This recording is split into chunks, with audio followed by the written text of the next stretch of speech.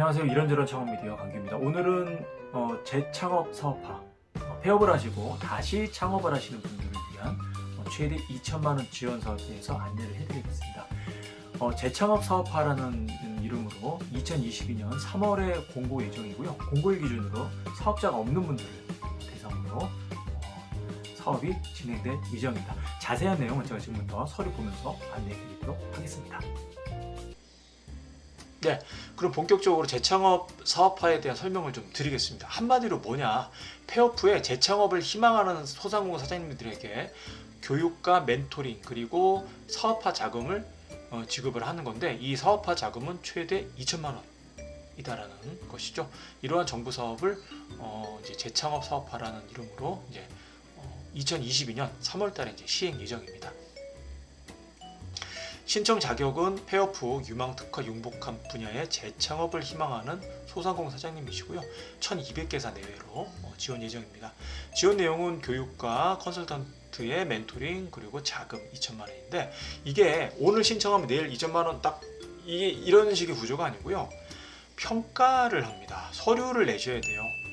내가 이 지원 자금에 지금 입장이 되는 자격이 되는지에 대한 서류, 그리고 왜 이것을 받아야 되는지, 받아서 어떤 식으로 내가 활용을 할 건지에 대한 서류 평가, 그리고 서류를 패스하신 분들은 이제 발표를 하시게 됩니다. 발표를 쭉 이제 앉아서 하시게 되는데, 이때 이제 참고로 이제 내가 앞으로 판매할 제품을 미리 갖고 와서 보여주시는 경우도 있으세요. 예.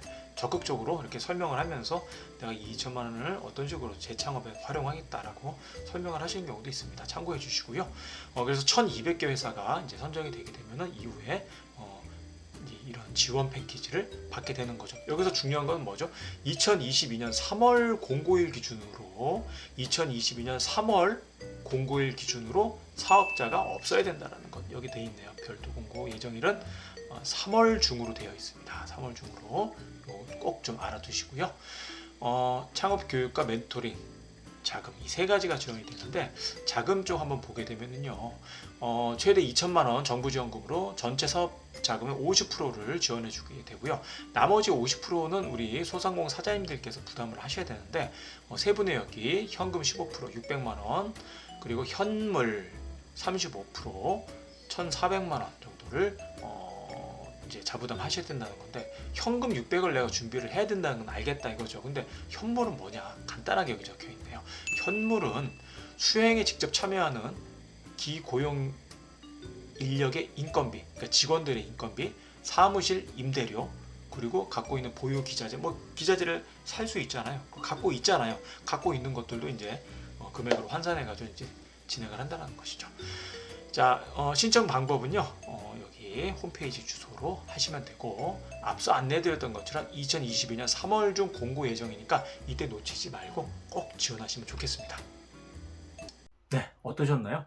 저는 이 사업 내용을 쭉 보면서 뭐가 떠올랐냐면, 올해는 더 이상 시행이 되지 않아요. 작년까지 시행이 됐어서 아이디어 톡톡 생활혁신형 아이디어 톡톡 사업이 떠올랐습니다.